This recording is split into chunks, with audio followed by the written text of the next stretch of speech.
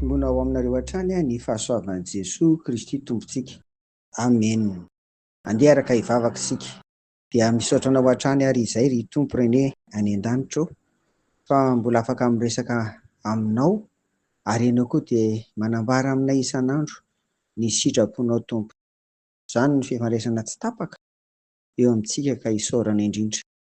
Izany no mitondra fiainana ho anay, voninahitra ho anao. Dia mitenena hatrany Tompo fa meo izay mpanomponao amin'ny anaran'i Jesoa. Amen. Raha nahavoky olona mahery ny 5,000 ry havana, ny mofo 5 sy ny trondro anankiroa dia tamana tamin'izany ny vahoaka ka mbola lasa nandeha indray nitady an'i Jesoa noho ny ampitso ary nitady azy teo amin'ny toeran'io.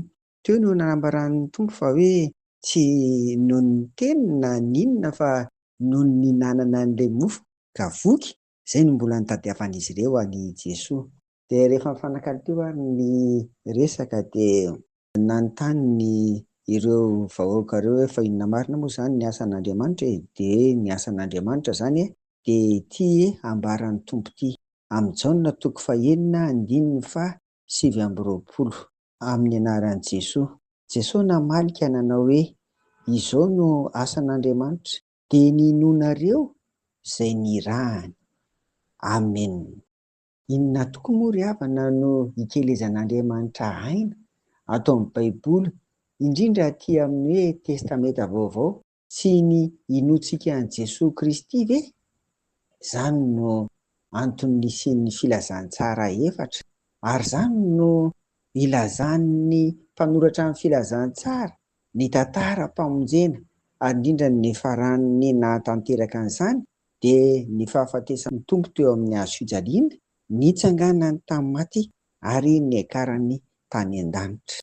Zava-dehibe amintsika indray ao anatin'izao lohahevitra bandintsika mandritra ny volan'izao hoe manambara ny asan'ny Tompo ny soratra masina ry havana. Eny ary isika izany dia tsy ahafantatra mihitsy ny asa-pamonjena nataon'ny Tompo raha tsy noho ny fisian'ny Baiboly ary indrindra ny testameta vaovao ary indrindra ny filazantsara 4 koa ny famakiantsika an'izany, ny fisaintsainana an'izany isan'andro dia izany ry havana no mahatanteraka koa an'ilay hoe asa-pamonjena ka dia lasa mino an'i Jesoa Kristy isika ary dia voavonjy ao anatin'izany. Tsarovy ary fa misy an'ity famaritana iray ity koa, famaritana ny finoana, hoe ny finoana dia ny fanekena fa marina izay voalaza ny tenin'Andriamanitra, ny soratra masina, ny Baiboly iray manontolo Genesisy ka hatramin'ny Apokalipsy. Tsy asiana fepetra, tsy atao hoe raha amiko io dia izao, asiana fepetra sy zavatra samihafa, tsy izay, fa ekena eo ambany fitarihan'ny fanahy ary izany no mahatonga antsika mivavaka. Tsy hoe fombafomba ilay vavaka fa tena mangataka mihitsika ny fanahy masina hanolontsainantsika mialohan'ny famakiana Baiboly mba ahazoantsika mahazo an'izany finoana izany. Finoana an'i Jesoa Kristy irery ihany, izy no mpamonjy.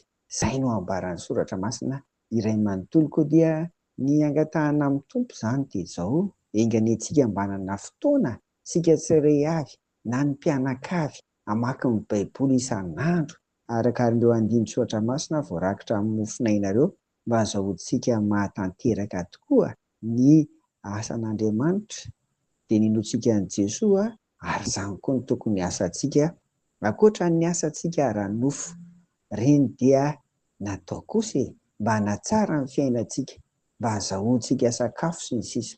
Fahazatonoana koa ary ny asan'ny fanahy dia ny famakiana sy ny fiainana ny tenin'Andriamanitra fa irery ny ahazoantsika finoana an'i Jesoa Kristy rehefa vakiana eo ambany fitarihan'ny fanahy masina. Amen. Vavaka isika.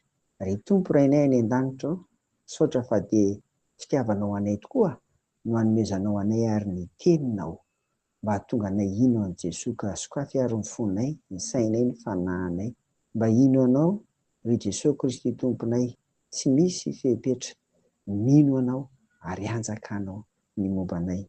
Dia amin'ny anaranao Jesoa no vanen'izany vavaka izany. Amen.